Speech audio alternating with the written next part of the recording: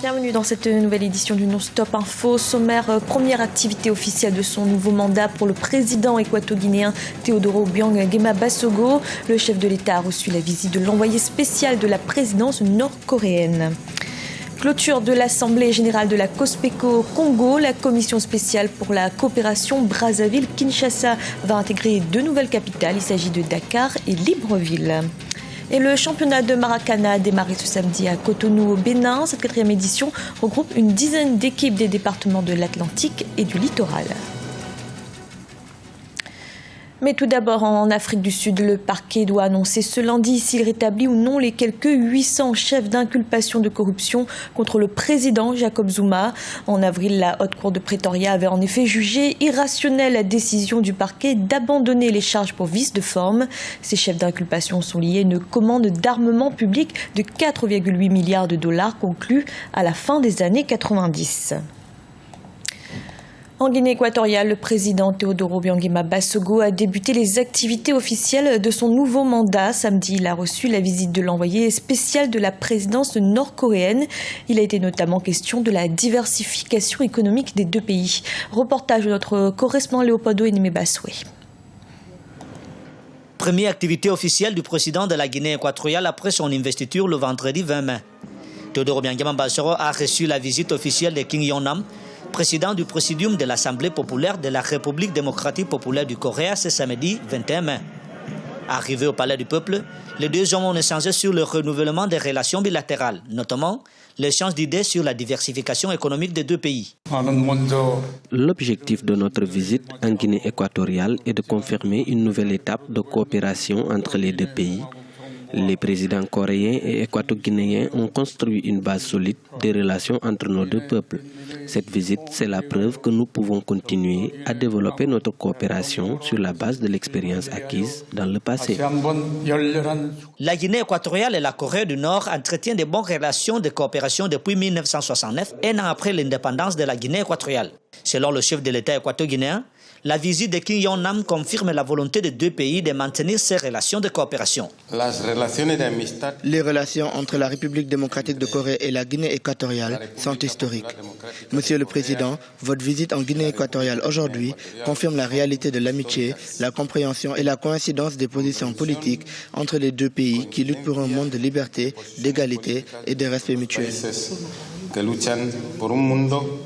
La Corée du Nord subit un blocus économique imposé par les États-Unis en 1950.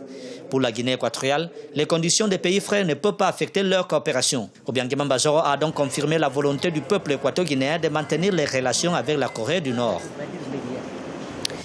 Les travaux de l'Assemblée générale de la COSPECO se sont clôturés au Congo. Pendant 3 jours, la commission spéciale pour la coopération Brazzaville-Kinshasa a planché sur un projet de jumelage quadripartite.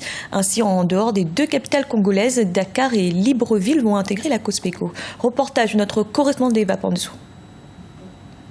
C'est terminé pour la 19e assemblée ordinaire de la COSPECO, la commission spéciale pour la coopération. C'est le maire de la ville de Brazzaville, le président de la COSPECO, Hugo Ngwelondele, qui a clos les travaux ce samedi 21 mai. Au terme de ces assises, on retient un retour vers de nouvelles bases de la COSPECO Brazzaville-Kinshasa, avec l'intégration des villes de Dakar et Libreville. Le président de la COSPECO pense que les objectifs visés ont été atteints. Au moment où s'achèvent les travaux de la présente session, je voudrais particulièrement adresser mes félicitations aux membres du bureau exécutif et des commissions techniques de la COSPECO pour l'important travail réalisé. Les objectifs visés par cette Assemblée générale ont été non seulement atteints, mais surtout, ils ont permis à la COSPECO de connaître désormais une véritable ouverture qui la prédispose à une autre envergure internationale. Grâce à la COSPECO, plusieurs situations difficiles entre Brazzaville et Kinshasa ont été décomptées. Outre l'assistance aux victimes de l'explosion d'un pila à Brazzaville le 4 mars 2012, elle a facilité l'établissement à Kinshasa de la compagnie équatoriale Congo Airlines Eker. La nouvelle coopération à 4 et bientôt à 5 avec la ville de Conakry servira au rapprochement des populations.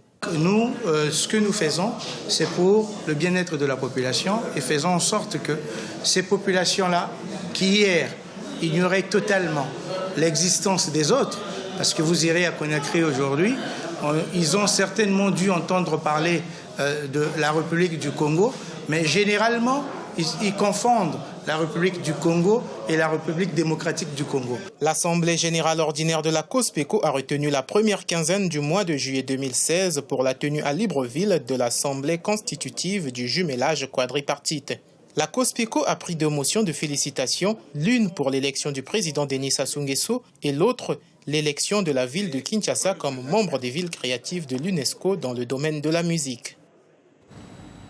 Du sport, à présent, le championnat départemental de Maracana a démarré ce samedi à Cotonou. Cette 4e édition regroupe une dizaine d'équipes des départements de l'Atlantique et du littoral. La première journée a consacré les victoires du Maracana Club de l'Amitié et de Godomé Maracana Club. Reportage de notre correspondant Leftiono. La 4e édition du championnat départemental de Maracana a été lancée ce samedi 21 mai 2016 au stade général Mathieu Kérékou de Kouhounou au Bénin. Une dizaine d'équipes des départements de l'Atlantique et du littoral participent à ce championnat. 3 matchs ont été discutés au cours de cette première journée en présence des autorités de la Fédération béninoise de Maracana, FEBEMA, et du ministre des Sports. Les objectifs visés à travers cette phase départementale sont multiples. Faire jouer le club de Maracana, identifier la fine graine et préparer la participation du Bénin à la Coupe d'Afrique des Nations avec les catégories vétérans et seniors. Nous voulons faire du Maracana de haut niveau. Nous voulons sortir le Maracana de son contexte ludique pour aller au Maracana professionnel, pour aller au Maracana de compétition, pour aller au Maracana grandeur nature. Au terme de cette première journée, Maracana Club de l'Amitié a tenu en échec 1000 €, par un score de 1-0 dans la catégorie Open.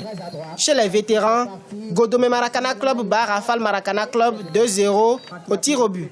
Et dans la catégorie senior, Maracana Club de l'Amitié s'impose par un score de 2-0. L'équipe en face n'est pas une petite équipe. On menait au score, après ils ont égalisé et au tir au but, on a passé la vitesse supérieure. Donc c'est bon pour le moral.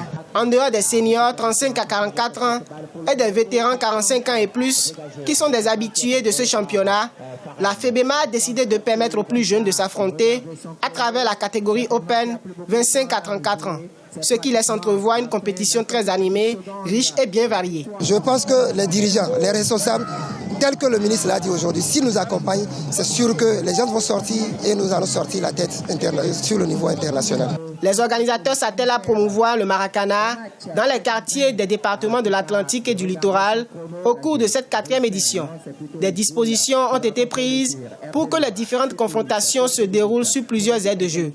Rappelons que cette phase départementale de la 4e édition du championnat national prendra fin en juillet 2016, soit 2 mois avant la CAN de Maracana, prévue pour se tenir à Ouagadougou, au Burkina Faso, en septembre 2016.